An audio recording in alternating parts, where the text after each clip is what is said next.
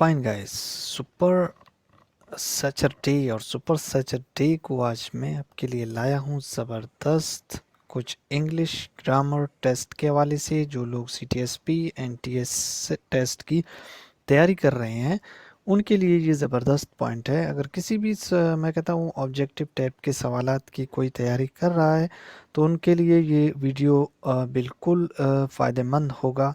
उसे थोड़ी बहुत पहचान होगी कि किस तरह के जो है ना सवालात इंग्लिश ग्रामर के आते हैं और उनमें हमेशा क्यों फेल हो जाते हैं।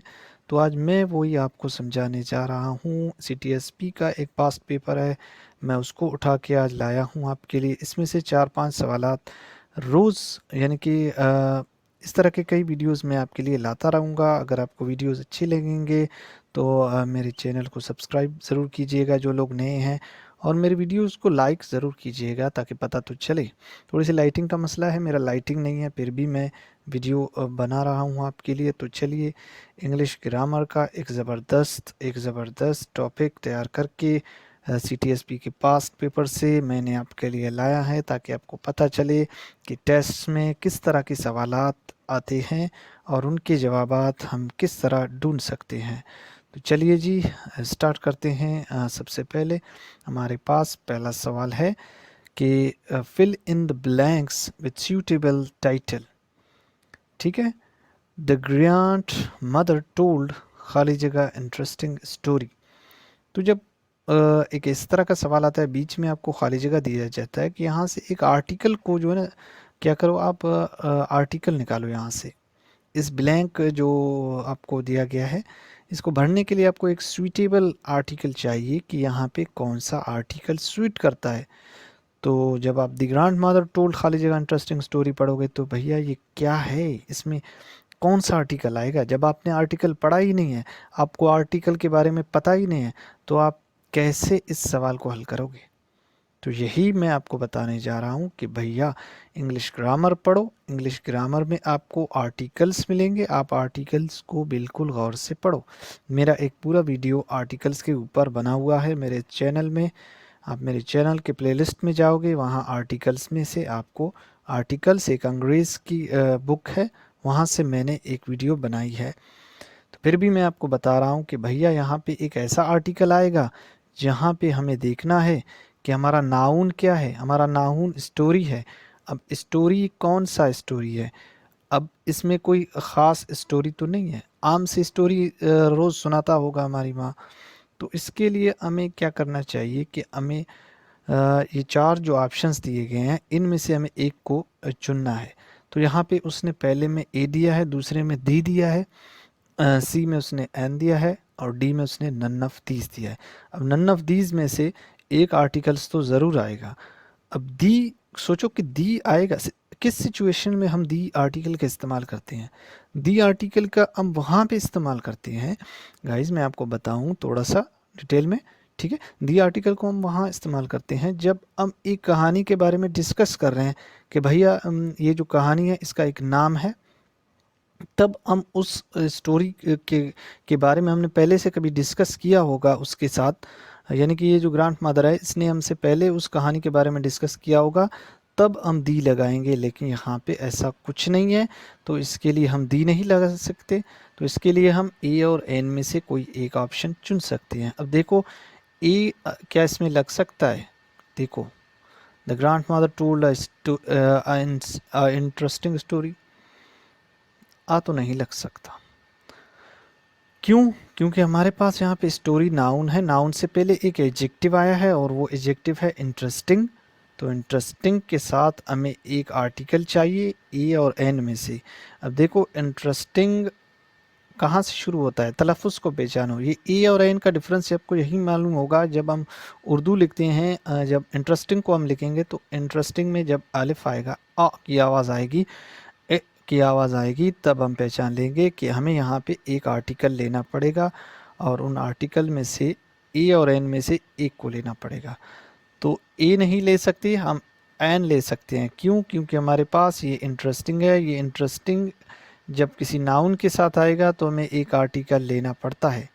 अगर यहाँ पे नाउन स्टोरी नहीं होता तो हम आर्टिकल नहीं लेते गाइस।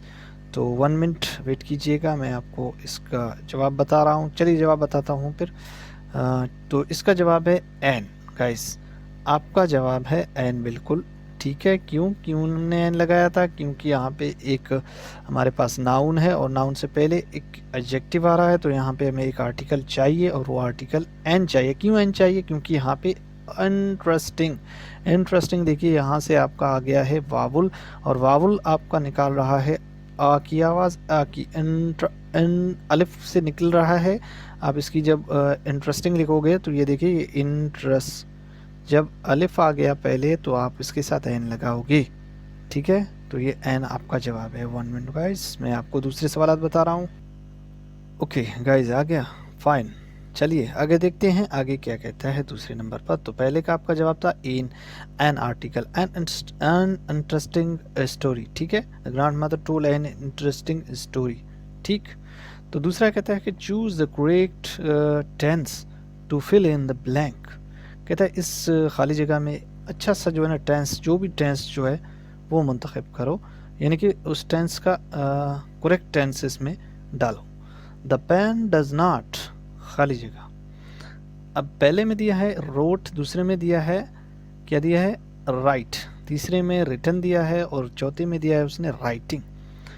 तो टेंस को पहचानो। अगर आपने ग्रामर पढ़ा है तो आपको टेंस आएगा, अगर आपने ग्रामर सही नहीं पढ़ा इंग्लिश ग्रामर टेंसेस तो आपको नहीं आएगा।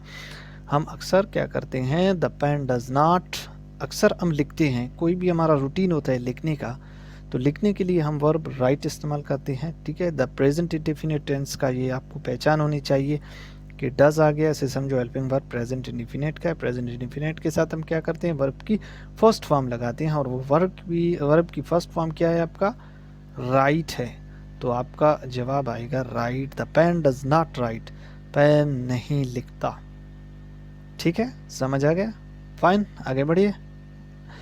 तीसरा है आपका choose the correct verb to fill in the blank. अब इस खाली जगह में जो है ना वर्ब सही लगाओ, करेक्ट वर्ब लगाओ।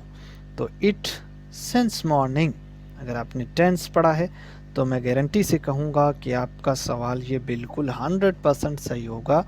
तो कैसे सही होगा? चलिए, अगर आपने टेंस पढ़ा है थोड़ी बहुत, आपको टेंस पहचान ज़रूर आएगी। तो दोस्तों जब सिंस मॉर्निंग, जब कोई भी टाइम आए, टाइम के साथ हम क्या लगाते हैं? टाइम के साथ हम हमेशा परफेक्ट टेंसेस लगाते हैं, चाहे वो पास्ट का हो, फ्यूचर का हो या आपका प्रेजेंट का हो। हम टाइम के साथ परफेक्ट टेंसेस का इस्तेमाल करते हैं, तो यही आपको मालूम होना चाहिए। तो सबसे पहले में दिया है is raining, it is raining since morning. तो इज़ रेनिंग आ रहा है तो इसका मतलब है कि ये जवाब हमारा गलत है, क्योंकि जब टाइम के साथ आता है तो टाइम के साथ हेल्पिंग वर्ब परफेक्ट होता है, कंटिन्यूस नहीं होता है। ये बारिश सुबह से हो चुकी है, सुबह से हो चुकी है, इट मीन्स सुबह को ही जब कंप्लीट हुआ उसके बाद हमने देखा कि मैदान गीला है, लेकिन बारिश का काम जो है ना सुबह को हो चुका था, कंप्लीट हो चुका था। तो इट इज़ रेनिंग मतलब बारिश हो रही है, प्रोसेस बीच में लड़क रहा है कि अभी तक मतलब बारिश चल रहा है, सिस्टम चल रहा है बारिश का। तो आपको सिचुएशनल इंग्लिश सीखना है तो मेरे इस चैनल में आपको सिचुएशनल वीडियोस मिलते रहेंगे। तो उसके बाद है has been raining.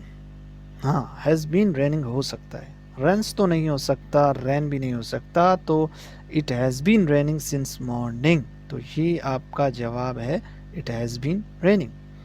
Fine guys, आगे बढ़िए। शी खाली जगह एब्सेंट यस्टरडे। अब यहाँ पे लगाओ वाज, वर, हैव, इज में से एक लगाओ, कौन सा सही है? तो ये किसकी बात कर रहा है? यस्टरडे की बात कर रहा है। हम हमेशा पास्ट में जब हमारा गुजरा वक्त होता है वो यस्टरडे होता है, प्रेजेंट हमारा टुडे होता है और फ्यूचर हमारा मतलब नेक्स्ट डे होता है। तो यस्टरडे हमारा पिछला वक्त था, तो यानी कि वो क्या थी? गैर हाज़िर थी, कल। तो उसके साथ हमें स्टेट ऑफ बीइंग वाज और वर में से एक हेल्पिंग वर्ब लेना पड़ता है। अब शी के साथ हमारा हेल्पिंग वर्ब आता है वाज, तो हम वाज लगाएंगे। तो हमारा जवाब है she was absent yesterday. 1 minute guys.